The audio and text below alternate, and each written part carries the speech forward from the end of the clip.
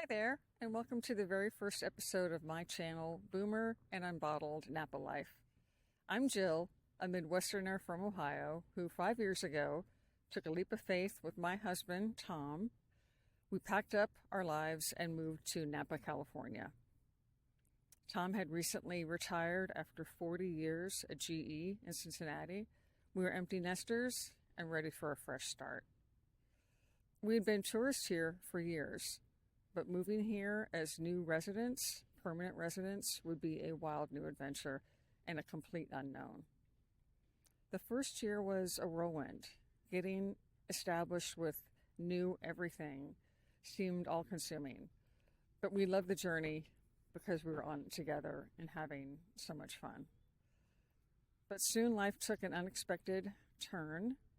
In May of 2020, I lost Tom suddenly and unexpectedly, and I found myself single for the first time in decades in a town that still felt brand new, trying to figure out what life as a widow would look like. For me, survival has always largely meant keeping my head down and working hard, which is what I've done. So fast forward to September of 2024, at the age of 61. I walked into my office after a 3-day weekend and was told my job was being eliminated and I could pack up and go home. Losing the job was unexpected, but so was becoming a widow.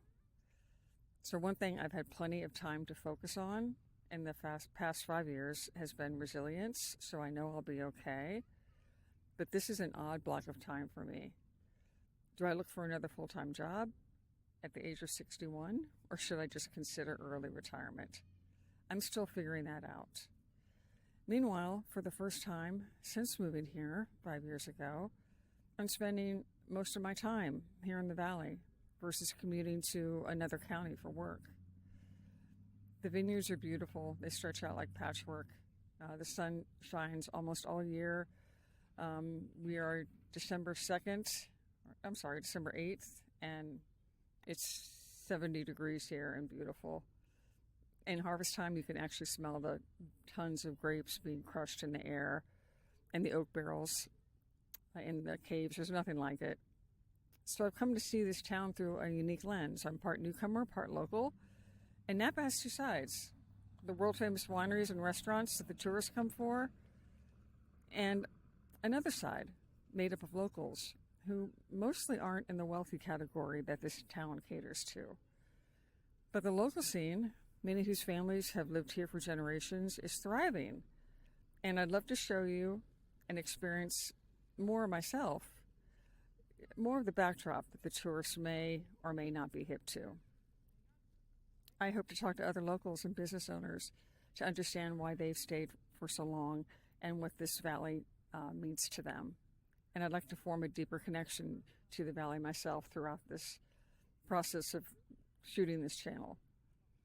So I hope to visit a variety of places that the locals prefer and call their own. Some will be places the tourists like as well, but most of the places we will go will not be on any tourist itinerary. So my hope is to give you a richer, more personal view of Napa Valley, while also inspiring older adults like myself, especially those who have had to start over in life for whatever reason and maybe on their own, to embrace new beginnings and unexpected adventures. So whether you're here as a local, a visitor, or someone just curious about life in wine country, I'm so glad you're here. And cheers to the journey ahead. So this is the famous "Welcome to Napa Valley" sign. Any local would not be caught dead getting their picture taken in front of it, but I'd never done it, so it sounded like fun. So this episode, we're going to visit a couple places that are popular with locals and tourists alike. The first being the Oakville Grocery, which is in Napa Valley, in Oakville, up on 29. And it is the oldest running grocery store, I believe, in the state of California.